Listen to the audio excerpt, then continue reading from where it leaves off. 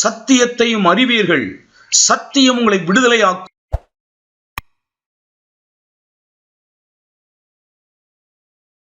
சரி, ஆண்டவருடைய வார்த்தைக்கு நேராக நம்முடைய இருதயங்களை நம்ம திருப்பலாம். கர்த்தருடைய வார்த்தைக்கு நேராக நம்முடைய இருதயங்களை நம்ம திருப்புவோம். நான் தொடர்ந்து ஏசாயா தீர்க்கதரிசியின் புத்தகம் 61ஆம் அதிகாரம் முதல் வசனத்திலிருந்து நான் பேசி வருகிறேன். ஆண்டவருக்கு ஸ்தோத்திரம்.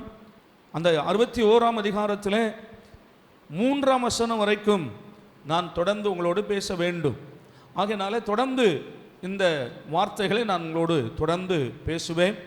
ஆண்டவருக்கு ஸ்தோத்திரம். ஏசாயா 61ஆம் அதிகாரம் முதல் வசனத்தை நம்ம எல்லாரும் சேர்ந்து மறுபடியும் வாசிக்கலாம். கர்த்தராகிய தேவனுடைய ஆவியானவர் என்மேல் இருக்கிறார். சிறுமைப்பட்டவர்களுக்கு சுவிசேஷத்தை அறிவிக்க கர்த்தர் என்னை அபிஷேகம் பண்ணினார்.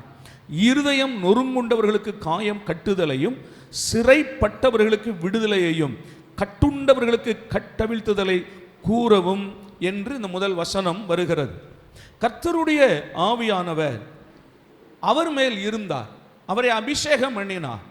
நீங்கள் சங்கீதம் 2ஆம் சங்கீதத்தில் வாசித்தீங்கன்னா அங்கே தெரியும், கர்த்தர் அவரை சீயோன் மேல் அவரை அபிஷேகம் பண்ணினார் என்று வரும். அபிஷேகம் பண்ணினார் என்ற வார்த்தையினுடைய எபிரேய வார்த்தை தான் மேசியா. மேசியா என்றால் அபிஷேகம் பண்ணப்பட்டவர் என்று அர்த்தம். தமிழிலே அதை கிறிஸ்து என்று நாம் வாசிக்கிறோம். கிறிஸ்து என்றால் அபிஷேகம் பண்ணப்பட்டவர். இயேசு கிறிஸ்து. இயேசு என்றால் ஜனங்களின் பாவங்களை நீக்கி ரட்சிக்கிறவர். கிறிஸ்து என்றால் அபிஷேகம் பண்ணப்பட்டவர். அல்லேலூயா. இந்த அபிஷேகம் பண்ணப்பட்டவர் எதற்காக அபிஷேகம் பண்ணப்பட்டார்? ஒவ்வொரு பிள்ளைகளையும் அபிஷேகம் என்ற வார்த்தையினுடைய பொருள் என்ன? பிரித்தெடுத்தல். இந்த உலகத்தில் இருந்து அவர்களை தேவனுக்கென்று பிரித்தெடுக்கப்படுதல் தான் அபிஷேகம். கர்த்தர்களை அபிஷேகம் பண்ணி ஒரு குறிப்பிட்ட வேலைக்காக ஆண்டவர் பிரித்தெடுக்கிறார். அதே போலதான் ஆண்டவர் நம்மை இந்த உலகத்தில் இருந்து அவருக்கென்று என்ன செய்திருக்கிறாரா? பிரித்தெடுத்திருக்கிறார். ஆண்டவருக்கு ஸ்தோத்திரம். சரி, ஆண்டவர் கர்த்தராகிய இயேசுவை அபிஷேகம் பண்ணினார். எதற்காக அபிஷேகம் பண்ணினாரா? கர்த்தராகிய தேவனுடைய ஆவியானவர் என்மேல் இருக்கிறார், சிறுமைப்பட்டவர்களுக்கு சுவிசேஷத்தை அறிவிக்க கர்த்தர் என்னை அபிஷேகம் பண்ணினார். இதெல்லாம் நம்ம படிச்சிட்டோம். 2, இருதயம் நொறுங்குண்டவர்களுக்கு காயம் கட்டுதல் என்பதையும் நான் உங்களுக்கு ஏற்கனவே இந்த வார்த்தைகளை நான் உங்களுக்கு பிரசங்கித்து விட்டேன். 3, ஸ்தோத்திரம், சிறைப்பட்டவர்களுக்கு விடுதலையையும். அல்லேலூயா. சிறைப்பட்ட மக்களை விடுதலை செய்வதற்காகவே அவர் அபிஷேகம் பண்ணப்பட்டாராம். அப்போ சிறைப்பட்ட மக்களை குறித்து நான் தொடர்ந்து சில வாரங்களாக நான் உங்களோடு கூட பேசிக்கொண்டு வருகிறேன். ஆண்டவருக்கு ஸ்தோத்திரம். சிறைப்பட்ட மக்களின் வாழ்க்கை என்பது மிகவும் கொடூரமான ஒரு வாழ்க்கை. அவர்கள் தங்கள் வாழ்க்கையில் அறிந்தோ அறியாமலோ செய்கிறதான தவறுகளுக்காக அவர்கள் தண்டனையை அனுபவிக்கும்படி சிறையில் அடைக்கப்படுகிறார்கள். அந்த சிறையில் அடைக்கப்பட்ட அவருடைய வாழ்க்கை மிகவும் வேதனைக்குரிய வாழ்க்கை. இந்த உலகத்தில் வாழுகிற காலத்தில் சுதந்திரமாய், சுயாதீனமாய், அநேக செல்வ செழிப்பாய் அவர்கள் வாழ்ந்திருக்கலாம். ஆசீர்வாதத்தோடு மகிழ்ச்சியோடு வாழ்ந்திருக்கலாம். வாலிபர்களோ குடும்பமாய் வாழ்ந்தவர்களோ வாழ்ந்திருக்கலாம். ஆனால் அவர்கள் செய்த தவறுகள் நிமித்தமாய் இப்பொழுது சிறையில் அடைக்கப்பட்டிருக்கிறவருடைய வாழ்க்கை மிகவும் வேதனைக்குரியது. ஆண்டவருக்கு ஸ்தோத்திரம். நினைத்த ஆகாரங்களை அவங்களால் என்ன பண்ண முடியாது? புசிக்க முடியாது. ஸ்தோத்திரம். சும்மா கிண்டலுக்காய் சொல்லுவாங்க இல்லையா, போ போ இன்னும் மாமியார் வீட்டில் களி திங்க போ அப்படிம்பாங்க. ஜெயில் வாழ்க்கை அவ்வளோ கஷ்டமான ஒரு வாழ்க்கை. ஸ்தோத்திரம். அது மாத்திரமல்ல, அவங்களுக்கு ஒரு சிறை கைதிக்குரிய ஒரு வஸ்திரத்தை போட்டு அதில் ஒரு நம்பரையும் போட்டுருவாங்க. தினமும் கஷ்டமான வேலைகள் இருக்கும். ஸ்தோத்திரம். நல்ல சாப்பாடு இருக்காது, நல்ல கழிப்பறைகள் இருக்காது, குளிப்பது கஷ்டம், உறங்கும் இடங்களில் கொசுக்களும் மூட்டை பூச்சிகளும் எலிகளின் தொல்லைகளும் இருக்கும். இதெல்லாம் எதற்காக என்றால் இந்த சிறையில் இருந்து அவர்கள் திரும்பி வெளியே வரணும். ஆமென். அந்த சிறையிலிருந்து வரும்போது அவர்கள் திரும்பி வந்து மறுபடியும் அந்த தவறுகளை செய்யக்கூடாது என்று வரணும். பாருங்க. ஆண்டவருக்கு ஸ்தோத்திரம். இதனால் பல நாடுகளில் இவைகளுக்காக ஸ்தோத்திரம் பல நாடுகள் என்ன செய்கிறாங்க அப்படின்னு கேட்டிங்கன்னா, அந்த உள்ளேயே அவர்களுக்கு பல நல்ல காரியங்களை செய்கிறாங்க. நார்வே, ஸ்வீடன், கனடா போன்றதான நாடுகளில் அவர்களுக்கு உள்ளே என்ன பண்ணுறாங்க? சிறைக்குள்ளேயே அவர்களுக்கு நிறைய போதனைகள் கொடுக்கப்படுகிறது.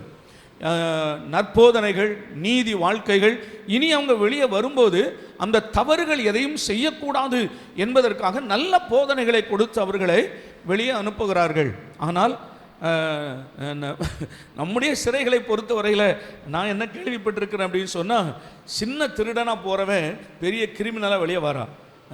ஸ்தோத்திரம். அவன் ஏதோ ஒரு கொலை செய்துட்டு உள்ளே போயிடுறான். பிறகு வெளியே வரும்போது ஒரு பெரிய கேங் லீடராக வரான். உள்ளே சென்று வெளியே வரும்போது பயங்கரமான கஞ்சா வியாபாரியாக வரான். ஆண்டவருக்கு ஸ்தோத்திரம். அல்லேலூயாவா. சரி, இதற்கெல்லாம் எது காரணம்? இப்படி சிறைப்பட்ட அந்த வாழ்க்கைக்கு எது காரணம்? பரிசுத்த வேதம் என்ன சொல்லுகிறது? அதிலிருந்து ஆண்டவர் எப்படி நமக்கு விடுதலையை கர்த்தர் நமக்கு தருகிறார்? தொடர்ந்து நான் உங்களோடு கூட இதை நான் சொல்லி கொண்டு வருகிறேன். ஏனென்றால் இது ஏதோ ஒரு நாளில் சொல்லிவிட்டு போகிற சத்தியம் அல்ல. ஆகையினாலே தொடர்ந்து இவைகளை குறித்து நாம் படிக்கலாம். நம்முடைய வாழ்க்கைக்கு இது பிரயோஜனமாக இருக்கும். சரி, ஏசாயா தீர்க்கதரிசியின் புத்தகம் 14ஆம் அதிகாரம் 17வது வசனத்தை கவனிங்கள்.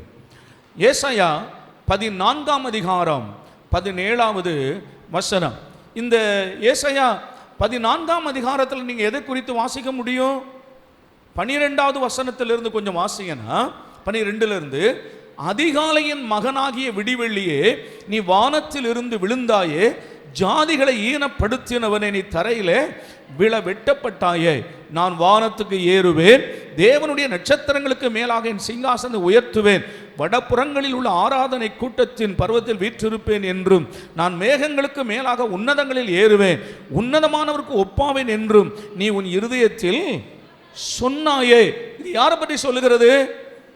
சாத்தானை பற்றி சொல்லுது இல்லையா? சாத்தானை பற்றி சொல்லுகிற தெளிவான ஒரு அதிகாரம் இது. எசேக்கியேல் 28ஆம் அதிகாரத்திலும் ஏசாயா 14ஆம் அதிகாரத்திலும் தான் சாத்தானை பற்றி, விழுந்து போன பிசாசை குறித்து தெளிவாய் சொல்லுகிறது. இப்போ நீங்க 17வது வசனத்தை வாசிக்கும் போது இந்த வசனத்திற்கு காரணம் அந்த சாத்தான் என்று சொல்வதற்காக நான் மேல உள்ள வசனங்களை காண்பித்தேன். 17 கவனிங்க. உலகத்தை வனாந்தரமாக்கி அதன் நகரங்களை அழித்து சிறைப்பட்டவர்களை தங்கள் வீடுகளுக்கு போக விடாமல் இருந்தவன் என்பார்கள். அல்லேலூயா.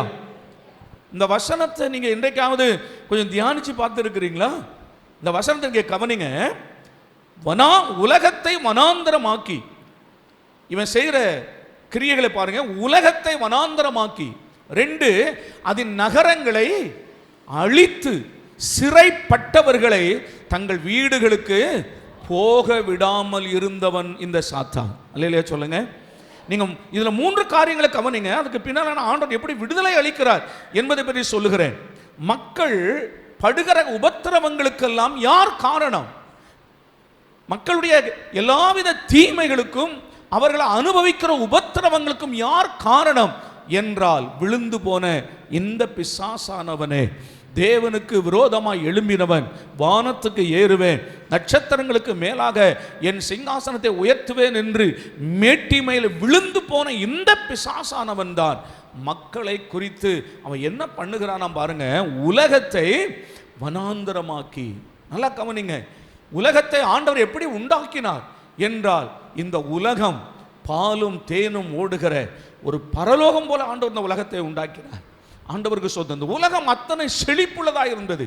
முள்ளு கிடையாது, குறுக்கு கிடையாது. உலகத்தில் மிருகங்கள் ஒன்றை ஒன்று பட்சிப்பதில்லை, சர்ப்பங்கள் மனிதர்களை தீண்டுவதில்லை. இப்படி தான் ஆண்டவர் உலகத்தை உண்டாக்கியிருந்தார். வியாதிகள் கிடையாது, வறுமை கிடையாது, பாவங்கள் கிடையாது, மரணம் கிடையாது.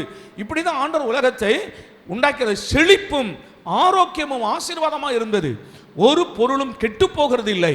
அப்படி உண்டாக்கப்பட்ட இந்த உலகம். ஆனால் எப்பொழுது பிசாசானவன் மேலேருந்து கீழே தள்ளப்பட்டானோ அப்பொழுது இந்த உலகத்தை அவன் வனாந்தரமாக்கினான். அல்லேலூயா. அவன் உலகத்தை வனாந்தரமாக்கினான். நான் சொல்றேன், உலகத்தையே வனாந்தரமாக்குகிறவனுக்கு உங்கள் வீட்டில் நீங்கள் இடம் கொடுத்தால் அந்த குடும்பத்தின் நிலை என்ன என்பதை நீங்கள் கவனிக்கணும். அதனால தான் பரிசுத்த வேதம் சொல்லுகிறது, பிசாசுக்கு இடம் கொடாதிருங்கள். நீங்கள் அவனுக்கு இடம் கொடுத்தால் நம்முடைய குடும்பத்தில் சமாதானம் இருக்காது, அதை வனாந்தரம் ஆக்கிடுவான். நீங்கள் நல்லா கவனிக்கணும். அவனுக்கு இடம் கொடுத்தோம்னா நம்முடைய குடும்பங்களில் சந்தோஷம் இருக்காது. சந்தோஷம் இல்லாத வீடு எப்படி இருக்கும்? சமாதானம் இல்லாத வீடு எப்படி இருக்கும்? எவ்வளோ பணம் இருந்து என்ன பிரயோஜனம்? எவ்வளோ சொத்துக்கள், அசையும் அசையா சொத்துக்கள் இருந்து என்ன பிரயோஜனம்? மிக முக்கியமான தேவை சந்தோஷமும் சமாதானமும் நிம்மதியான வாழ்க்கையும் ஆரோக்கியமான சரீரமும். ஆண்டவருக்கு ஸ்தோத்திரம். அதுதானே தேவை. பணம் ஒரு ஆசீர்வாதம் தான், அதை தேவன் தாராளமாக கொடுக்க விரும்புகிறார். ஆனால் பிசாசு அதை அள்ளி கொடுக்கிறான். ஆனால் எதை எடுத்து விடுகிறார்? சமாதானத்தை எடுத்து போடுகிறார், மகிழ்ச்சியை எடுத்து போடுகிறார். துக்கமும் வேதனையும் நிறைந்த ஒரு வாழ்க்கையை, மதுபானத்தால் நிறைந்த வாழ்க்கையை, சண்டை போடுகிற குடும்பங்களாக நிறைந்த வாழ்க்கையை, கணவனுக்கு மனைவி துரோகம் பண்ணுகிற வாழ்க்கையை, மனைவிக்கு புருஷன் துரோகம் பண்ணுகிற வாழ்க்கையை சத்துரு கொடுத்து குடும்பங்களை ஒரு வனாந்தரமாக மாற்றி விடுகிறான். கர்த்தருக்கு ஸ்தோத்திரம். வனாந்தரத்தை வயல்வெளியாய் மாற்றுகிற கர்த்தர் இந்த காலவேளையில் கர்த்தருடைய குடும்பங்களை மாற்றுவாராக. உங்களுக்கு வாழ்க்கையை செழிப்பாய் மாற்றுவாராக. நீங்கள் கையிட்டு செய்கிற வேலைகளை செழிப்பாய் கர்த்தர் மாற்றுவாராக. ஆண்டவருக்கு ஸ்தோத்திரம். அவன் உலகத்தை வனாந்தரமாக்குகிறவன் மாத்திரமல்ல, அதன் நகரங்களை அழித்து. நீங்க நல்லா கவனிக்கணும், கிராமங்களுக்கும் நகரங்களுக்கும் என்ன வித்தியாசம்? ஒரு முன்னேற்றம் அடைந்த இடம் தான் நகரம் என்று சொல்லுகிறோம் இல்லையா? பட்டணம். நகரம் என்றால் பட்டணம். முன்னேற்றம் அடைந்த ஒரு இடம், படிப்பிலும் மற்ற எல்லா கட்டிட வேலைகளிலும். நகரம் நீ பார்த்தீங்கன்னா பெரிய பெரிய கட்டடங்கள் என்ன செய்யும்? இருக்கும். பட்டணங்களில் படித்த மக்கள் நிறைய பேர் இருக்கிறாங்க. ஸ்தோத்திரம். பொருளாதாரத்தில் உயர்ந்த மக்கள் இருக்கிறாங்க. பட்டணங்களில் தான் முக்கியமான அரசனுடைய அந்த ஆபீஸ் எல்லாம் அங்கே தான் இருக்கும். ஏன்னா அது நகரங்களாக இருக்கிறதுனால.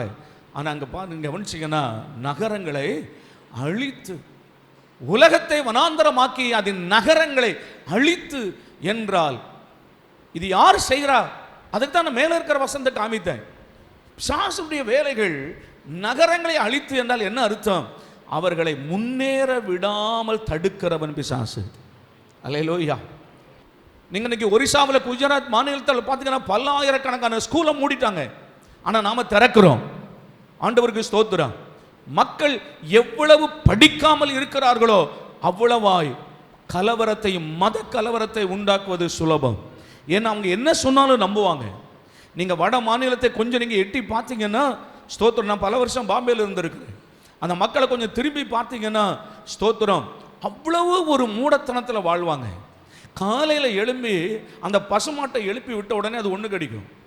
ஒன் பாத்ரூம் போக பாருங்க, உடனே அப்படியே வாங்கி அப்படியே குடிப்பான். ஸ்தோத்திரம். ரொம்ப கஷ்டமாக தெரியும் நமக்கு இல்லையா? ஆனால் இன்னைக்கு அது அரசாங்கத்தினுடைய அனுமதியாக கொண்டு வர்றான். ஸ்தோத்திரம். இதெல்லாம் எப்படி நடக்கும்? இந்த கொலுவில் பொம்மை வைப்பாங்க பாருங்க, கொலு பொம்மை. அந்த பொம்மையை கொண்டு போய் ஸ்கூலில், தனியார் ஸ்கூலில் பணம் கட்டி அதை கொண்டு ஸ்கூலில் வந்து அட்மிஷன் போடுறான். இதை போல ஒரு கேவலமான ஒரு இதை நீங்கள் அந்த ஒரு உலகத்தை பார்க்க முடியுமா? இதெல்லாம் எப்படி நடக்கிறது? மக்களுடைய அறிவை மழுக்கி அப்படியே மூடி வச்சிருக்கிறாங்க. ஸ்தோத்திரம். காசி கொஞ்சம் அப்படியே கொஞ்சம் எட்டி பாருங்க, உலகத்தை எப்படி இருக்குன்னு பாருங்க, எட்டி பாருங்க, அந்த மக்களுடைய நிலைமை என்னன்னு பாருங்க. அந்த அளவுக்கு மூடத்தனத்தில் வச்சிருக்கிறான். அப்போ இப்போ தமிழ்நாடோ கேரளாவோ ஏன் நீங்கள் வந்து இந்த அளவுக்கு நீங்கள் இருக்கிறீங்க அப்படின்னு சொன்னாக்கு ஒரே காரணம் கல்வி அறிவு. ஆமென் சொல்லுங்க சத்தமா. கல்வி அறிவு. அன்றைக்கு அப்படி நம்மை அடிமைப்படுத்தி வைத்திருந்ததான் அந்த காலத்தில் இருந்து வெளியே வந்து இன்றைக்கு பிள்ளைகள் படித்ததுனால தான், அந்த கல்வி அறிவு வந்ததுனால தான் இன்றைக்கு அவர்கள் உயர்ந்து நிற்கிறாங்க. அப்போ இதற்கெல்லாம் அதை செய்யக்கூடாது என்று அவர்கள் கொண்டு வருகிறார்கள். அவர்கள் அதன் நகரங்களை அழித்து முன்னேற்றத்தை தடுக்கிறவன் பிசாசு. அதற்கு யாரோ ஒருவரை பயன்படுத்துகிறார். நீங்க நல்லா கவனிக்கணும். சரி, இது யாரோ ஒரு ஆட்சி செய்தா, ஏதோ ஒரு மனுஷன் செய்யறானா அப்படின்னு கேட்ட இல்ல, அவர்களுக்கு பின்னால இருக்கிறதான அசுத்த ஆவிகளுடைய கிரியைகள். அவன் யாரோ ஒரு அரசை பயன்படுத்துகிறான், யாரோ ஒரு மனுஷனை பயன்படுத்துகிறான். நம்முடைய முன்னேற்றங்களை தடுக்கிறவன் பிசாசானவன். நான் சொன்ன காலவேளையில் கர்த்தர் நாளுக்கு நாள் உங்களை வளர செய்வாராக. வேதம் சொல்லுகிறது விருத்தி அடைவீர்களாக. ஆமென்.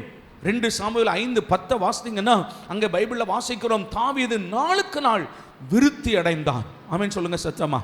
நாளுக்கு நாள் விருத்தி அடைந்தான். சேனைகளின் கர்த்தர் அவனோடு கூட இருந்தார். நான் சொல்லுகிற ஆண்டவருடைய பிள்ளையே, இந்த காலவேளையில் இந்த பலிபீடத்தில் நின்று நான் உங்களுக்கு சொல்லுகிறவைகளெல்லாம் நீங்கள் விசுவாசிங்க, அது அப்படியே உங்களுக்கு ஆவதாக. கர்த்தர் உங்களை விருத்தி அடைய செய்வாராக. கல்வியிலும் ஞானத்திலும் அறிவிலும் விருத்தி அடைய பண்ணுவாராக. உங்கள் பொருளாதாரத்தில் விருத்தி அடைய பண்ணுவாராக. அடுத்த லெவலுக்கு முன்னேறி போகும்படி கர்த்தர் உங்களுக்கு கிருபை தருவாராக. எப்படி ஒரு கிராமம் நகரமாய் மாறுகிறதோ அதுபோலவே நம்முடைய குடும்ப வாழ்க்கையில் இருக்கிற கஷ்டம் தரித்திரங்கள் எல்லாம் மாறி கர்த்தர் உங்களை உயர்ந்த நிலைமைக்கு தேவன் கொண்டு வருவாராக. குடிசை வீட்டில் இருந்து ஒரு நல்ல வீட்டை கட்டுவதற்கு கர்த்தர் உங்களுக்கு உதவி செய்வாராக. நீயோ அநேக ஜாதிகளுக்கு கடன் கொடுப்பாய், நீ வாங்காதிருப்பாய் என்று சொன்ன தேவன் கர்த்தர் உங்களை கடன் கொடுக்கிறவர்களாய் கர்த்தர் உங்களை மாற்றுவாராக. உங்கள் கையின் பிரயாசங்களை ஆசீர்வதிப்பாராக. விசுவாசத்தோடு நான் சொல்லுகிறேன், ஆண்டவருடைய பிள்ளைகள் கவனிங்க, நீங்கள் விருத்தி அடைவீர்கள். ஆமென். ஆண்டவருக்கு ஸ்தோத்திரம். மறுபடியும் இந்த வார்த்தை நீங்க கவனிங்க. அந்த ஏசாயா 14ஆம் அதிகாரத்தில் உலகத்தை வனாந்தரமாக்கி அது நகரங்களை அழித்து சிறைப்பட்டவர்களை தங்கள் வீடுகளுக்கு போக விடாமல் இருந்தவன். அந்த வார்த்தை நீங்க கொஞ்சம் ஆழமா கவனிங்களேன். சிறைப்பட்டவர்களை தங்கள் வீடுகளுக்கு போக விடாமல் இருக்கிறவன் அப்படின்னு என்ன அர்த்தம்? சிறையிலிருந்து விடுதலையாக்கப்பட்டாங்க, ஆனா எங்க போக விடலையா? சிறையிலிருந்து வெளியே வருகிறதான மக்கள் எப்போ என் பிள்ளைகளை பார்க்கணும், எப்போ என்னுடைய குடும்பத்தை பார்க்கணும், எப்போ என் வீட்டில் போய் ஒரு நல்ல சாப்பாடு சாப்பிடணும், நிம்மதியாக உறங்கணும் என்று வருவாங்க பாருங்க. அவர்களை பிசாசு சொல்லுங்க என்ன செய்யறானா? தன் வீடுகளுக்கு போக விடாதிருக்கிறவன். ஆமென். கர்த்தர் உன் தகப்பன் வீட்டுக்கு உன்னை திரும்ப பண்ணுவாராக. அல்லேலூயா. இந்த காலவேளையில் தேவனுடைய பிள்ளையே, உன் சிறையிருப்பின் வாழ்க்கையை நீ எப்படிப்பட்ட சிறைக்குள் இருந்தாலும் அந்த சிறையிருப்பின் வாழ்க்கையை கர்த்தர் மாற்றுவாராக. ஆமென். இப்போ நான் சொல்ல போகிற விஷயத்தை நீங்கள் கவனிக்கணும். குற்றம் செய்கிறவர்கள் அரசாங்கத்தின் மூலமாக சிறையில் அடைக்கப்படுகிறார்கள். புழல் சிறையில் அடைக்கப்படுகிறது மாத்திரம் அல்ல, பாளையங்கோட்டை மத்திய சிறையில் அடைக்கப்படுகிறது மாத்திரம் அல்ல, நம்முடைய வாழ்க்கை நீங்கள் கொஞ்சம் உற்று பார்த்தீங்கன்னா இன்னைக்கு அநேகருடைய மனம் சிறைக்குள் இருக்கிறதை காண முடியும். எண்ணங்கள் அதிலிருந்து வெளியே வர முடியாமல் சிறைப்பட்டவர்களாய் வாழ்கிறார்கள். மதுபானத்திலிருந்து வெளியே வர முடியாத சிறைக்குள் வாழ்கிறார்கள். பாவம் செய்கிறவர்கள் பாவத்தின் சிறைக்குள் அகப்பட்டு ஒரு குறிப்பிட்ட காரியத்துக்கு அடிமையாகி அந்த சிறைக்குள்ளேயே அந்த மக்கள் வாழ்கிறதை காண்கிறோம். இவைகளிலிருந்து வெளியே வர கர்த்தர் நமக்கு உதவி செய்வாராக. அல்லேலூயா. ஆண்டவருக்கு ஸ்தோத்திரம். சில கெட்ட பழக்க வழக்கங்களுக்கு அடிமையானவர்கள், அது ஒரு பாவத்தின் சிறை. அதற்குள்ளே அநேகம் ஆண்டுகள் அந்த சிறைக்குள்ளே தண்டனையை அனுபவித்துக் கொண்டிருக்கிற மக்களை நான் பார்த்திருக்கிறேன். ஆண்டவருக்கு ஸ்தோத்திரம். கர்த்தர் அதிலிருந்தெல்லாம் இந்த பிள்ளைகளை விடுதலையாக்கி தேவன் வெளியே கொண்டு வருவாராக. சிலர் வியாதியின் சிறைக்குள்ளே இருப்பதை பார்க்கிறோம், கடன் என்கிற சிறைக்குள்ளே இருப்பதை பார்க்கிறோம். ஒரு விடுதலையான வாழ்க்கை இல்லை, ஒரு சுதந்திரமான ஒரு வாழ்க்கை இல்லை, ஏதோ ஒரு சிறைப்பட்டு அதற்குள்ளே சிக்கி இருக்கிறதை போல இருக்கிற மக்கள் அநேகர். ஆண்டவருக்கு ஸ்தோத்திரம்.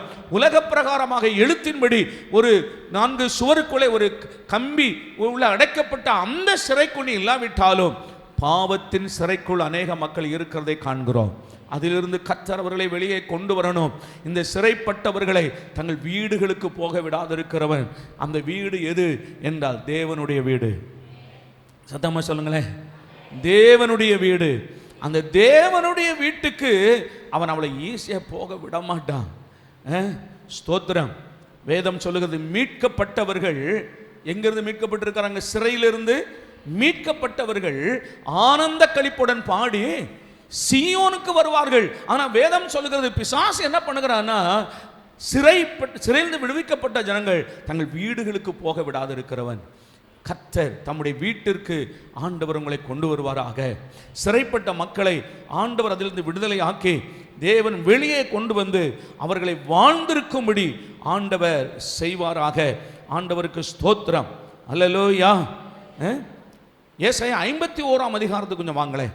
ஏசாயா 51ஆம் அதிகாரம் 14வது வசனத்தை கொஞ்சம் கவனிக்கலாம். ஏசாயா 51ஆம் அதிகாரம் 14வது வசனத்துக்கு வாங்க. சிறைப்பட்டு போனவன் தீவிரமாய் விடுதலை ஆவான். இருதயம் கர்த்தரை துதிக்கட்டும். அல்லேலூயா. ஆண்டவர் சொல்லுகிறார், பிசாசு என்ன சொல்றான்? சிறைப்பட்டு விடுதலையாக்கப்பட்டவர்களை தங்கள் வீடுகளுக்கு போக விடாதிருக்கிறவன். ஆனா அங்க கர்த்தர் சொல்றார், சிறைப்பட்டு போனவன் தீவிரமாய் விடுதலை ஆவான், அவன் கிடங்கிலே சாவதில்லை. இல்லையா சொல்லுங்க. அவன் எந்த சிறையில் அடைக்கப்பட்டு கிடக்கிறானோ அதில் அவன் என்ன செய்யறதில்லை? சாகிறதில்லை. அந்த கால்வெளியில் ஆவிக்குரிய நிலைமையில சொல்லுகிறேன், மகனே மகளே, நீ எந்த சிறைக்குள் அடைபட்டு கிடக்கிறாயோ நீ அங்கே அழிந்து போக மாட்டாய். உன்னை அதிலிருந்து வெளியே கொண்டு வருவதற்காகத்தான் இயேசு இந்த உலகத்திற்கு வந்தார். அதற்காகவே அவர் அபிஷேகம் பண்ணப்பட்டார். கர்த்தர் உன்னை அந்த சிறையிலிருந்து கர்த்தர் வெளியே கொண்டு வருவாராக. ஆமென். வெளியே கர்த்தர் கொண்டு வருவாராக. அவனுடைய அப்பம் குறைவதும் இல்லை. ஆண்டவருக்கு ஸ்தோத்திரம். உன் வாழ்க்கையில் பொருளாதாரம் குறைந்து போகாது. நான் உன்னை மறுபடியும் செழிப்புள்ளவனாய் மாற்றுவேன்.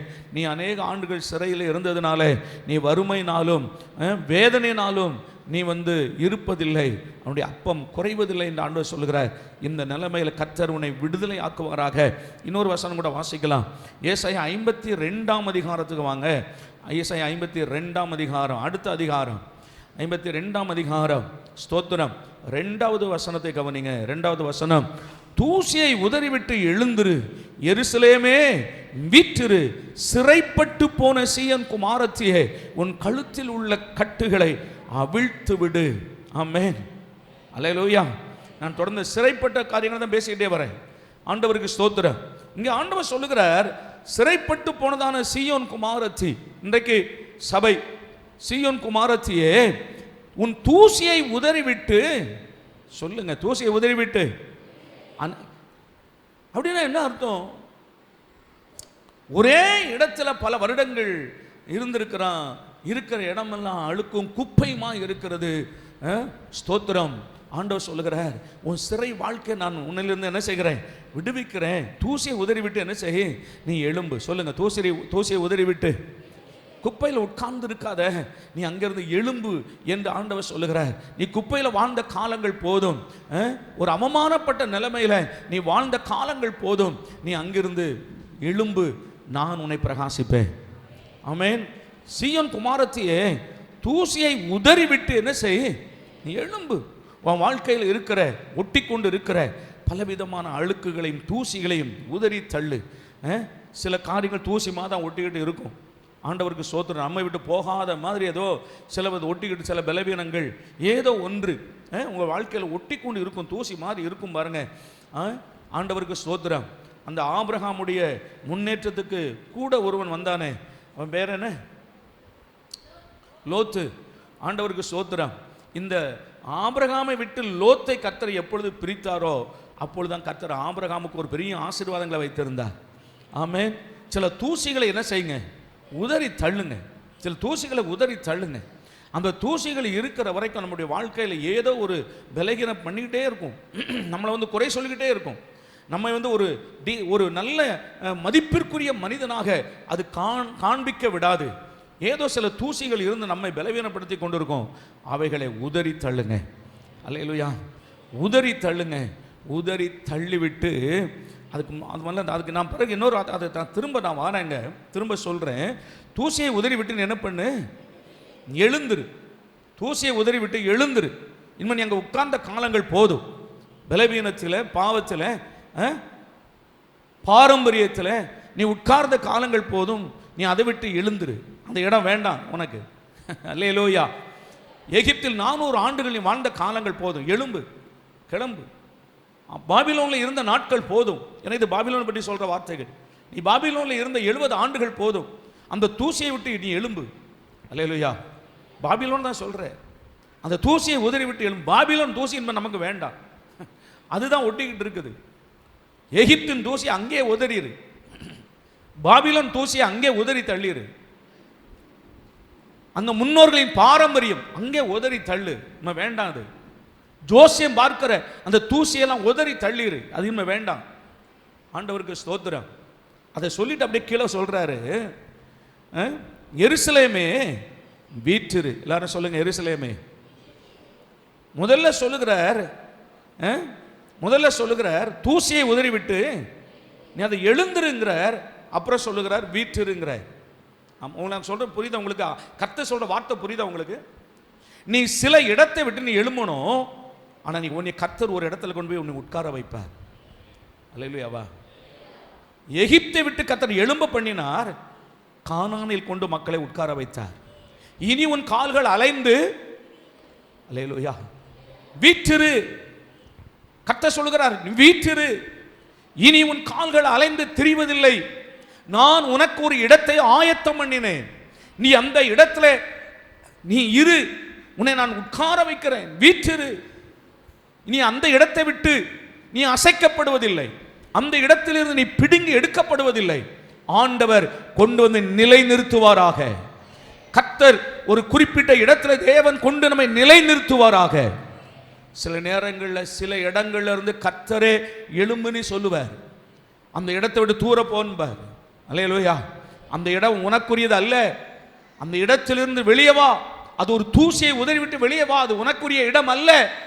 நீ வந்தால் கர்த்தர் சொல்லுவார், வீற்றிரு, இங்க நிலை நிறுத்துவார். ஆமென் சொல்லுங்க. உன்னை வீற்றிருக்க பண்ணுகிற இடம் கர்த்தர் தெரிந்து கொண்ட இடம். உன்னை வீற்றிருக்க பண்ணுகிற இடம் அது சீயோன். தூசியை உதறிவிட்டு வர வேண்டிய இடம் உலகம், பாபிலோன். கர்த்தர் உன்னை கொண்டு நாட்டுகிற இடம் ஆண்டவருடைய ஆலயம். எத்தனை பேருக்கு விளங்குது? கர்த்தருடைய ஆலயம். அங்கே தூசியை உதறிவிட்டு வா. சினிமா என்கிற தூசியை உதறிடு, அது வேண்டாம். மதுபானம், கெட்ட பழக்க வழக்கங்கள், தேவையில்லாத வீடியோக்கள், தேவையில்லாத காரியங்களை உதறி தள்ளு. அது உதறி தள்ளிவிட்டு நீ வந்தால் கர்த்தர் உன்னை ஆலயத்திலே நாட்டுவார். இங்கே கர்த்தர் உனக்கு ஒரு இடத்தை தருவார். நீ வீற்றிரு மகனே என்று சொல்லுவார். அதிலிருந்து ஒரு காலும் நீ பிரிக்கப்படுவதில்லை. ஆமென். ஆண்டவருக்கு ஸ்தோத்திரம். தொடர்ந்து கவனிங்க. வீற்றிரு அடுத்த வார்த்தை தான் சொல்லுகிற, சிறைப்பட்டு போன சீயோன் குமாரத்தியே. இது பாபிலோனை சொல்ற, சிறைப்பட்டு போன சீயோன் குமாரத்தியே, உன் கழுத்தில் உள்ள கட்டுகளை அவிழ்த்து விடு. ஆமென். சத்தமா சொல்லுங்க அல்லேலூயா. இந்த சீயோன் குமாரத்தி சிறைப்பட்டு போனாலாம் பாருங்க.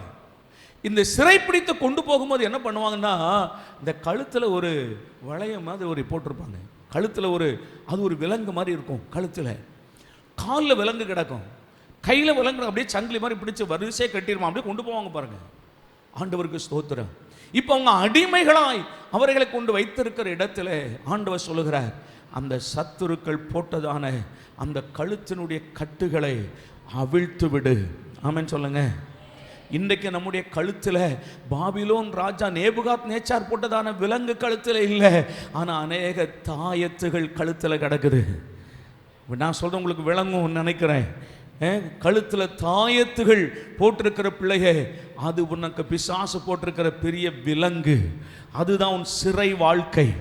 இன்னைக்கு சிலரை பார்த்துக்கலாம், எல்லாம் கையில் பார்த்தீங்கன்னா கலர் கலராக கயிறு, கலர் கலராக கயிறு. இதெல்லாம் இவர்களை பிசாசு போட்டு வச்சிருக்கிற விலங்கு. அதிலிருந்து வெளியே வர முடியாமல் உள்ளே இருக்கிறான். ஸ்தோத்திரம். நான் ஒரு ஜாதி என்பதற்கு ஒரு அடையாளமாக கலர் கலராக கயிறை கட்டுறான். இதெல்லாம் ஒரு அடிமைத்தனத்தின் ஆவி பாருங்க, சிறைப்பட்ட வாழ்க்கை. சரி, ஒரு காலத்தில் கையில் தான் கட்டினான், அப்படின்னு பார்த்தா இப்போ காலையும் கட்டுறான். ஸ்தோத்திரம். காலையும் கட்டி வச்சிருக்கிறான். இது ஒரு சிறைப்பட்ட வாழ்க்கை. அந்த சிறையில் இருந்து கர்த்தர் சொல்லுகிறார், நீ வெளியே வரணும்னா அந்த கட்டுகளை அவிழ்த்து விடு. சத்தமா அல்லேலூயா. அந்த கையில் கட்டுற கயிறெல்லாம் அவிழ்த்து போடு. சோத்திர காலில் கட்டி இருக்கிற கயிறுகளை அவிழ்த்து போடு. உன் கழுத்தில் இருக்கிறதான கயிறுகளை அவிழ்த்து போடு. ஆண்டவருக்கு ஸ்தோத்திர. கர்த்தர் உன் இருதயத்தில் வாசம் பண்ணுகிறார். நீ தேவனுடைய ஆலயமாக இருக்கிறாய். எத்தனை பேர் நீங்க அதை நம்புறீங்க? வேதம் சொல்லுகிற, நீ தேவனுடைய ஆலயமாக இருக்கிறாய். அந்த ஆலயத்தை ஒருவன் கெடுத்தார். அப்போ நீ உன் இஷ்டத்திற்கு இந்த ஆலயத்தில் கழுத்தில் ஒரு கருப்பு கயிறை போடுறோம், அந்த கயிறை போடுறோம், இதை போடுறோம், காலில் ஒரு கயிற்றை போடுகிறோம். நீ அதை நீ தேவனுடைய ஆலயத்தை அருவருப்பாய் மாற்றக்கூடாது, முடியாது. காரணம், இந்த சரீரம் அவருக்கு சொந்தமானது. இது அவருடைய ஆலயம். இந்த ஆலயத்தில் அவர் வாசம் பண்ண வேண்டும் என்று நீ விரும்பினால் நீ பாபிலோனின் கயிறுகளை கட்டுகளை அவிழ்த்து விடு. தாயத்து போடாத. அது ஒரு சிறை, அது ஒரு விலங்கு, உனக்கு இருக்க சிறை. அதை அவிழ்த்து போடு. ஆண்டவர் உன்னை இன்னைக்கு விடுதலை ஆக்குவாராக. ஆமென். இப்படி நீ செய்வாயானால் கர்த்தர் சொல்லுகிறார், நான் உன்னை உன் தகப்பன் வீட்டிற்கு நான் உன்னை திரும்ப பண்ணுவேன். ஆமென். பிசாசுடைய தந்திரம் என்ன? தகப்பன் தன் வீட்டிற்கு போக விடாது இருக்கிறவன், சிறைப்பட்ட மக்கள் அதிலிருந்து விடுதலை பெற்றாலும் வீட்டிற்கு போக விடாது இருக்கிறவன். இந்த சிறைக்குள் இருந்து நீ வெளியே வருவாயானால் கர்த்தர் உன்னை தகப்பன் வீட்டிற்கு தேவன் கொண்டு வருவார். அநேக ஆண்டுகள் இளைய குமாரன் சிறைப்பட்ட வாழ்க்கையில் இருந்தான்.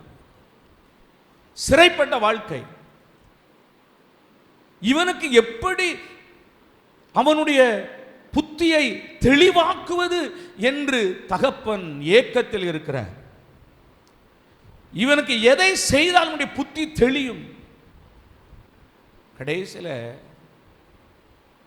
இவனுக்கு கொடுமையான பசி, சாப்பாடே இல்லை. தகப்பனிடத்திலிருந்து எல்லா சொத்துக்களையும் வாங்கி கொண்டு போனவனுக்கு இப்பொழுது சாப்பிடுவதற்கு சாப்பாடு இல்லை, பசி. கடைசியாக இவன் போய் எங்கே சேர்ந்தானா? ஒரு குடியானவனிடத்தில் ஒட்டி கொண்டான். அவன் இவனுக்கு பன்றி மேய்க்கிற வேலையை கொடுத்தான். சாப்பாடு கொடுக்கல. ஏன் அவன் சாப்பாடு கொடுக்கல நான் தெளிவாக சொல்லுகிறேன் என்றால், அந்த பன்றியை மேய்க்கும் போது பன்றி தின்கிற தவிட்டினால் தன் பசியை ஆற்றிக்கொள்ள மனதாக இருந்தான் பைபிள் சொல்லுது. அப்படின்னா இவனுக்கு என்ன கொடுக்கலாமே? சாப்பாடு கொடுக்கல. நீ போய் பன்றியை மேய்ச்சிட்டு சாயங்காலம் வா, அதுக்கப்புறம் உனக்கு சாப்பாடு தாரேன்னுட்டான். அந்த பன்றிகளுக்கெல்லாம் நிறைய அந்த கோதுமை தவிடு வைப்பாங்க பாருங்க. அது எப்படி சாப்பிடுன்னு உங்களுக்கு தெரியும். அதை ஏக்கத்தோட பார்க்கிறான். அது கிடைச்சா கூட பரவாயில்லன்னு நினைக்கிறான். ஆனால் அது கூட இவனுக்கு அது பன்றிக்கு, உனக்கு கிடையாது. அப்பொழுதுதான் அவனுக்கு என்ன வந்ததா? தன் புத்தி வந்தது. அப்ப அவன் சொல்றான், என் தகப்பன் வீட்டில், என் தகப்பன் வீட்டில் 1000 வேலைக்காரர்கள் திருப்தியாய் புசிக்கிறார்கள், நானோ பசியினால் சாகிறேன் என்று அவன் எழுந்து தன் தகப்பன் வீட்டுக்கு திரும்பினான். அல்லேலூயா. கர்த்தர் தகப்பன் வீட்டில் நமக்கு செழுமையை வைத்திருக்கிறார், கொழுமையை வைத்திருக்கிறார், நல்ல முதற்தரமான திராட்சை ரசத்தை ஆண்டவர் வைத்திருக்கிறார், பரிசுத்த ஆவியினுடைய சந்தோஷத்தை வைத்திருக்கிறார், வசனத்தின் மன்னாவை ஆண்டவர் வச்சிருக்கிறார். கர்த்தர் இங்கே நமக்கு ஒரு நல்ல ஆகாரங்களை, விருந்தை கர்த்தர் ஆயத்தம் பண்ணி இருக்கிறார். கொழுத்த கன்றை ஆண்டவர் ஆயத்தம் பண்ணி வைத்திருக்கிறார். ஆண்டுடைய பிள்ளையே, ஒரு காலமும் தேவனுடைய வீட்டினுடைய ஆசீர்வாதத்தை இழந்து போகக்கூடாது. வேதம் சொல்லுகிறது, சிறைப்பட்டு விடுதலையாக்கப்பட்ட ஜனங்களை வீட்டிற்கு போக விடாதவன் கர்த்தரோ தன் தகப்பன் வீட்டிற்கு நம்மை திரும்ப பண்ணுகிறவர். ஸ்தோத்திரம். ஏறக்குறைய 10 ஆண்டுகள் நகோமி அந்த மோவாப் தேசத்தில் சிறைப்பட்டு போயிருந்தாள். 10 ஆண்டுகள் சிறைப்பட்ட வாழ்க்கை. ஸ்தோத்திரம். அங்கே தன்னுடைய புருஷனை சாக கொடுத்தாள், தன் 2 வாலிப பிள்ளைகளை சாக கொடுத்தாள். சிறைப்பட்ட வாழ்க்கை. ஒரு நாள் அவளுடைய காதுல ஒரு செய்தி வருகிறது, கர்த்தர் தம் ஜனங்களை சந்தித்தார். அல்லேலூயா. 10 வருஷம் கழிச்சா சந்தித்தார் இல்லை, ஆனா இவளுக்கு செய்தி வருகிறதுக்கு 10 வருஷம் ஆச்சு. ஏன்னா அன்றைக்கு நமக்கு இன்றைக்கு இருக்கிற மாதிரி மொபைலோ இல்லைன்னா போனோ கிடையாது. செய்தி சேருகிறதுக்கு 10 வருடம் அவங்களுக்கு கிடைச்சி ஆச்சுது. இப்போ சொல்லுகிறார், நான் எழும்பி பெத்லெகேமுக்கு போவேன். ஆமென். இவ எப்பொழுது அந்த மோவாப் தேசத்தை விட்டு தன் தகப்பன் வீடாகிய பெத்லெகேம் என்பது அப்பத்தின் வீடு, என்றைக்கு அவள் எழும்பி தேவனுடைய வீட்டுக்கு திரும்பினாளோ அது முதற்கொண்டு கர்த்தர் அவளை ஆசீர்வதிக்க ஆரம்பித்தாள். அவருடைய வாழ்க்கை கர்த்தர் திரும்ப கட்டி எழுப்பினார். அந்த வாழ்க்கை திரும்ப கட்டப்பட்டது. அவள்தான் பிற்காலத்தில் தாவீதினுடைய பாட்டியாக அந்த குடும்பத்தில் உள்ளவளாய் மாறினாள். ஆமென் சொல்லுங்க. அல்லேலூயா. கர்த்தர் இன்னைக்கு உன் வாழ்க்கையை ஒரு மகிமை நிறைந்த வாழ்க்கையாக, ஒரு ஆசீர்வதிக்கப்பட்ட வாழ்க்கையாக கர்த்தர் மாற்றுவார். ஆண்டவருக்கு ஸ்தோத்திரம். மார்க் 5ஆம் அதிகாரத்தில் ஒரு சிறைப்பட்ட வாலிபனை பார்க்கிறோம். மார்க் 5ஆம் அதிகாரத்தில் ஒரு சிறைப்பட்ட வாலிபன், அவன் தன் சுயாதீனமாக எதையும் அவனால் செய்ய முடியல. வஸ்திரம் தரிக்க மாட்டேன்கிறான், நிர்வாணமாக இருக்கிறான், கல்லுகளினாலே தன்னை காயப்படுத்தி கொள்ளுகிறான், விலங்கிடப்பட்டு விலங்குகளை எல்லாம் உடைத்து போடுகிறான். அவன் வீட்டில் குடியிருக்கவில்லை, அவன் வனாந்தரத்திற்கு ஓடி அங்கே கல்லறை இருக்கிற இடத்துல இருந்து கூக்குரலிட்டு கொண்டு இருக்கிறான். இவ்வளோ ஒரு கொடூரமான வாழ்க்கை. கவனிங்க, பிசாசினாலே சிறைப்படுத்தப்பட்ட மக்களுடைய வாழ்க்கை எவ்வளோ கொடூரமான ஒரு வாழ்க்கை. கர்த்தர் இந்த கால வேளையில் சொல்லுகிறான், தூசியை உதறிவிட்டு நீ எழும்பு, நான் உன்னை தகப்பன் வீட்டுக்கு திரும்ப பண்ணுவேன். ஆமென். கர்த்தர் அந்த வாலிபனை தேடி போனார். அந்த ஸ்தோத்திரம், கட்டுகள் நிறைந்த சிறைப்பட்ட வாழ்க்கையில் இந்த வாலிபனை தேடி போய் ஸ்தோத்திரம், அவனை எத்தனை பிசாசுகள் சிறைப்படுத்தி வைத்திருந்ததான் வேதம் சொல்லுகிறது. லேகியோன் பிசாசு அப்படின்னு சொன்னா 6000 பிசாசுகள் அவனை சிறைப்படுத்தி வைத்திருந்தது. அந்த சிறையிலிருந்து கர்த்தர் ஒரு வார்த்தையில் அவனை விடுதலை ஆக்கினார். அந்த ஒரு வார்த்தையில் அவனை விடுதலை ஆக்கி வஸ்திரம் தரித்தவனாய் கீழே வாசிங்கன்னா தன் சொந்த வீட்டிற்கு அவன் திரும்பி போய் அந்த மக்களுக்கெல்லாம் இயேசுவை குறித்து சொன்னான். ஆமென். இந்த காலவேளையில் கர்த்தர் நம்மை தன் தகப்பன் வீட்டுக்கு திரும்ப பண்ணுவாராக, மகிழ்ச்சிக்கு திரும்ப பண்ணுவாராக. கர்த்தர் ஏதேனிலிருந்து துரத்தப்பட்ட அந்த சந்ததிகளை சபைக்கு நேராக ஆண்டவர் திருப்பி கொண்டு வந்தார். அந்த ஏதேனில் உள்ள எல்லா சந்தோஷத்தையும் ஆண்டவர் சபையிலே நமக்கு வைத்திருக்கிறார். புதிய ஏற்பாட்டு ஏதேன் சபை, மனமகிழ்ச்சியான இடம் சபை. கர்த்தர் இங்கே நம்மை ஆண்டவர் கொண்டு வந்து சேர்க்கிறார். சிறைப்பட்ட சீயோனே, தூசியை உதறிவிட்டு நீ எழுந்துரு, வீற்றிரு. சிறைப்பட்டு போன சீயோன் குமாரத்தை உன் கழுத்தில் உள்ள கட்டுகளை நீ அவிழ்த்து விடு. கர்த்தர் சொல்லுகிறார். கடைசியாக ஒரு சில வசனங்களை மட்டும் வாசித்து விட்டு ஜோமனோம எரேமியாவின் புஸ்தகம் 4வது அதிகாரத்தை திருப்புங்க. எரேமியாவின் புஸ்தகம் 4ஆம் அதிகாரம் 1 வசனம். எரேமியாவின் புஸ்தகம் 4ஆம் அதிகாரம் 1 வசனம். இஸ்ரவேலே, நீ சிறைப்பட்டு அங்கிருந்து விடுதலையாகி நீ திரும்புகிறாய். நீ திரும்புகிறதற்கு மனதாக இருந்தால் என்னிடத்தில் திரும்பு என்று கர்த்தர் சொல்லுகிறார். நீ உன் அருவருப்புகளை என் பார்வை நின்று அகற்றிவிட்டால் இனி அலைந்து திரிவது இல்லை. அல்லேலூயா சொல்லுங்க. இனி நீ அலைந்து திரிவது இல்லை. ஆமென். உன்னை கர்த்தர் ஒரு நிரந்தரமான இடத்துல கர்த்தர் உனக்கு ஒரு நல்ல வாழ்க்கையை கர்த்தர் உனக்கு தருவார். ஸ்தோத்திரம். சில ஒரு ரேஷன் கார்டு வாங்க முடியாத நிலைமையில் இன்றைக்கி சில பிள்ளைகளை பார்த்தீங்கன்னா அவங்க அலைகிற அலைச்சல்களை எல்லாம் பார்த்துருக்கிறோம். ஆண்டவர் உனக்கு சகாயம் பண்ணுவாராக. நீ எதற்கெல்லாம் அலைந்து கொண்டிருக்கிறாயோ அவைகளை கர்த்தர் உன் தேவைகளை சந்தித்து இனி நீ அலைந்து திரிவதில்லை என்று கர்த்தர் உன்னை ஒரு குறிப்பிட்ட இடத்துல நிரந்தரமாக இருக்க தேவன் உதவி செய்வாராக. ஹாஸ்பிட்டலாய் அலைந்து திரிகிற பிள்ளைகளுக்கு சொல்லுகிறேன், இனி நீங்கள் அலைந்து திரிய மாட்டீர்கள். கர்த்தர் உங்களை வீற்றிரு மகனே, வீற்றிரு மகளே, இனி நீ அலைந்து திரிவதில்லை என்று கர்த்தர் உன்னை நிலைநிறுத்துவாராக. ஆண்டவருக்கு ஸ்தோத்திரம். கர்த்தர் இன்றைக்கு இந்த காலவேளையில் சொல்லுகிறார், நீ சிறைப்பட்ட வாழ்க்கையிலிருந்து நான் உன்னை விடுவித்து உன் தகப்பன் வீட்டிற்கு நான் உன்னை திரும்பி வர பண்ணி அங்கே நீ வீற்றிரு, இனி நீ அலைந்து திரிவதில்லை என்று கர்த்தர் சொல்லுகிறார். கரங்களை தட்டி எல்லா பிள்ளைகள் கர்த்தருக்கு நன்றி சொல்லலாம். எழுமி நிற்போம், எழுமி நிற்கலாம். எங்களை வாழ வைக்கும் தெய்வம். ஆமென் சொல்லுங்க. அது எவ்வளோ சந்தோஷமா இருக்குல்ல. சிறையிலிருந்து இனி இவனுக்கு ஒரு வாழ்க்கை உண்டா? சில ஆட்களும் பார்த்தீங்கன்னா பக்கா குடிக்காரங்களா இருப்பாங்க, வாழ்க்கையே கெட்டு போய் கிடக்கும். சில வாலிப பிள்ளைகள் குடித்து வெறித்து, என்னை எத்தனையோ தாய்மார்கள் நம்ம சில நேரங்களில் நம்முடைய மெசேஜெல்லாம் கேட்டுட்டு ஃபோன் பண்ணுவாங்க. என் பையன் வந்து இப்படி குடித்து திருமணமே ஆகாமல் வாழ்க்கையை கெடுத்துக்கிட்டு இருக்கிறான், ரொம்ப கெட்டுப்போன சில குடும்பங்கள் ஃபோன் பண்ணுவாங்க பாருங்கள். ஆனால் நான் சொல்கிறேன், அதே போல் தான் ஒரு காலத்தை நாமும் இருந்தோம். அல்லேலூயா. உளையான சேற்றில் விழுந்து கிடந்தோம், எகிப்தின் சிறையில் அடிமைப்பட்டு கிடந்தோம், பாபிலோன் சிறையில் அடிமைப்பட்டு கிடந்தோம். கர்த்தருக்கு ஸ்தோத்திரம். இந்த வாலிபன் பாருங்க, சிறைப்பட்டு வனாந்தரத்தில் நான் அந்த லேகியோன் பிசாசு பிடித்தோம். அவனுக்கு ஒரு வாழ்க்கை உண்டு, அவனை யாரா கல்யாணம் பண்ணுவாங்களா? அப்படிப்பட்ட, ஆனால் அந்த பையனுடைய வாழ்க்கை பிந்திய காலத்தில் பார்த்தீங்கன்னா அவன் மகிமையாக வாழ்ந்திருப்பான். அல்லேலூயா. எனக்கு ஒரு வாழ்க்கை உண்டா? ஒரு சகோதரியை பார்த்தீங்கன்னா அவள் விபச்சாரம் பண்ணி பாவத்தில் சிக்கி உண்டு பிடிச்சு கல்லறியை கொண்டு பாட்டியிருக்கிறாங்க. சமுதாயத்தில் வாழ முடியுமா? ஆண்டவருக்கு ஸ்தோத்திரம். கர்த்தர் சொன்னார், உங்களை பாவம் செய்யாதிருக்கிறவன் எவனோ முதல் கல்லை அவள் மேல் எரிய கடவன். எல்லாரும் மனசாட்சியில் குத்தப்பட்டு கல்களை எல்லாம் கீழே போட்டுவிட்டு போய்விட்டார்கள். அவள் மாத்திரம் இருக்கிறாள். இப்பொழுது கர்த்தர் சொல்கிறார், நான் உன்னை நியாயந்திருக்கிறதில்லை, போ, இனி பாவம் செய்யாதே என்று சொன்னபோது அவள் மனம் திரும்பினாள்.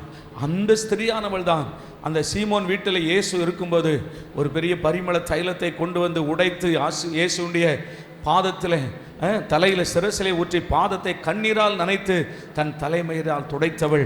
அவளுக்கு ஒரு வாழ்க்கையை கொடுத்த ஆண்டவர், கண் தெரியாத குருடர்களுக்கு வாழ்க்கையை கொடுத்த ஆண்டவர், குஷ்டரோகிகளுக்கு வாழ்க்கையை கொடுத்த ஆண்டவர், திக்கற்ற பிள்ளைகளுக்கு வாழ்க்கையை கொடுத்த ஆண்டவர் இந்த காலவேளை உன்னையும் வாழ வைப்பார். கர்த்தர் உன்னையும் வாழ வைப்பார். அல்லேலூயா. கர்த்தர் உன்னையும் வாழ வைப்பார். வீட்டிலே தங்கி இருக்க பண்ணுவார். ஆண்டவருக்கு ஸ்தோத்திரம். ஒரு வசனம் எனக்கு ஞாபகத்திலே வருகிறது. சங்கீதத்தில் வருகிறது வசனம், எங்கே இருக்குன்னு எனக்கு தெரியல.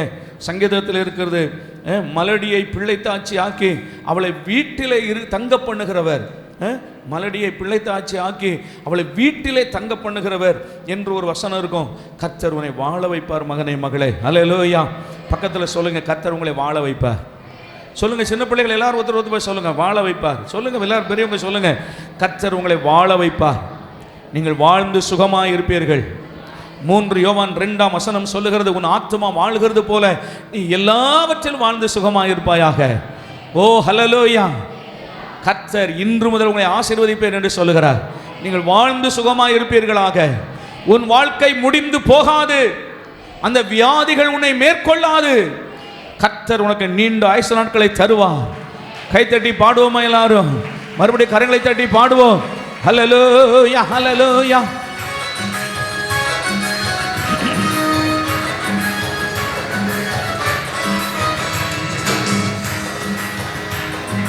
சிறுக்கத்திலே இருந்த என்னை விசாலத்தில் வைத்தீரே, சேற்றிலிருந்து தூக்கி என்னை கண்மலை மேல் நிறுத்தினீரே. கண்மலை மேல் நிறுத்தினீரே. நெருக்கத்திலே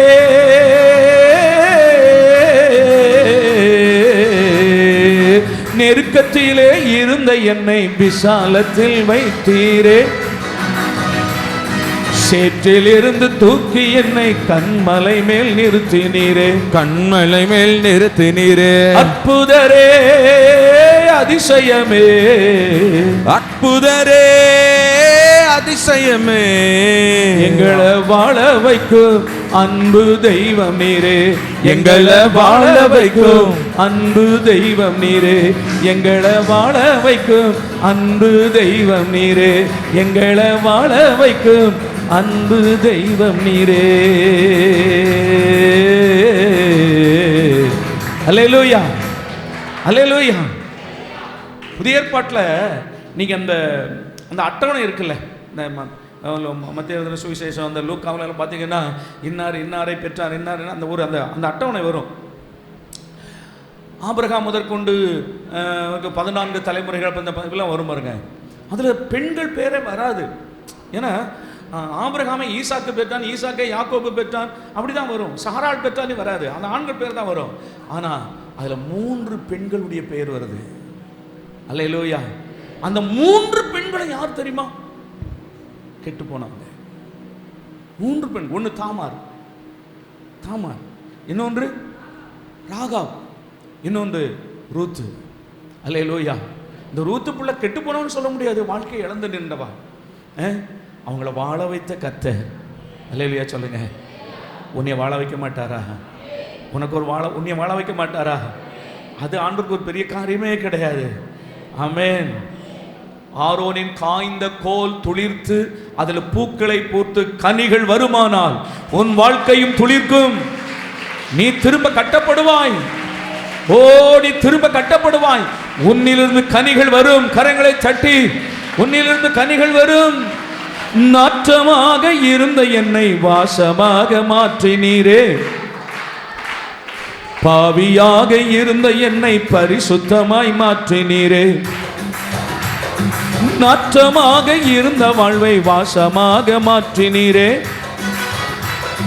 பாவியாக இருந்த என்னை பரிசுத்தனாய் மாற்றினீரே. வல்லவரே, நல்லவரே, வல்லவரே, நல்லவரே, எங்களை வாழ வைக்கும் அன்பு தெய்வம் நீரே. எங்களை வாழ வைக்கும் அன்பு தெய்வமீரே.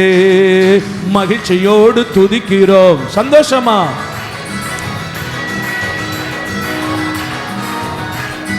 மகிழ்ச்சியோடு துதிக்கிறோம், மனம் மகிழ்ந்து துதிக்கிறோம். மன்னவரே இயேசு ராஜா, மனதில் பூத்து மனம் வீசும் ரோஜா, இயேசு ராஜா சாரோன் ரோஜா. அல்லேலூயா. நல்ல சத்தமா கரங்களை தட்டி ஒரு விஷயம், என்னை வாழ வைக்கும் தெய்வமே,